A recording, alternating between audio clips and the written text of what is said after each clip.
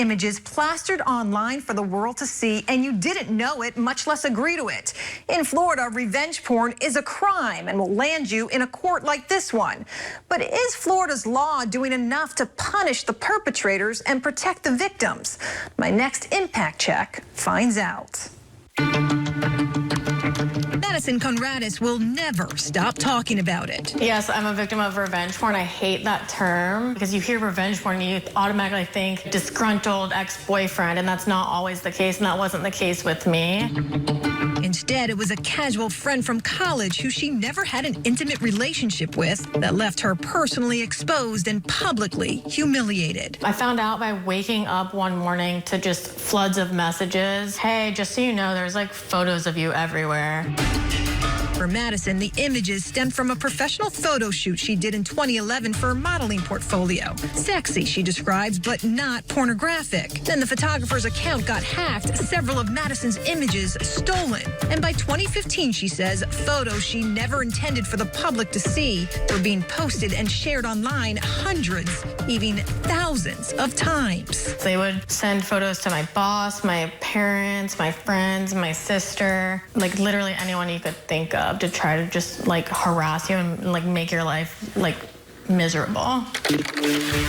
Florida, like most U.S. states, has made revenge porn a crime. Known formally as sexual cyber harassment, the law was passed in 2015 and makes it illegal to electronically distribute sexually explicit images of a person without their consent. Last year, after one lawmaker became a victim herself, the legislature unanimously voted to strengthen Florida's law, doubling fines and adding penalties for stealing or manipulating images. But across the state, we've discovered Florida's revenge porn law is rarely resulting in criminal prosecutions. Using state court data we obtained through a public information request, we discovered since 2017, less than 800 people have been criminally charged with sexual cyber harassment in Florida. That's about 8 people per month statewide, with some of Florida's most populous counties logging the fewest cases.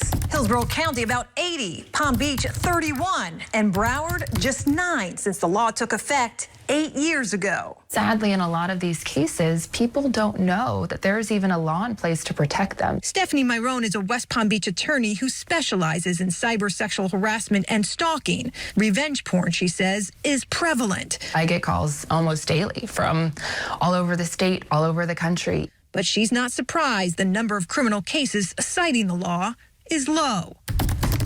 For most of her clients, they just want the images taken down, something a civil injunction can accomplish without the costly, time-consuming, and often emotionally draining criminal pursuit. They don't want to have to testify again. They don't want to have to drag this out. They don't want to have to, be deposed or talk about this or face it. Jurisdictional challenges also stall criminal cases, says attorney and victim advocate Alyssa D'Amico. How many times I've had someone come and say, well, I talked to this law enforcement department, but I live here, and they said I have to go where the perpetrator lives, and I went there, and they said, but you don't live here. So it's like pinball, and the victim is the pinball.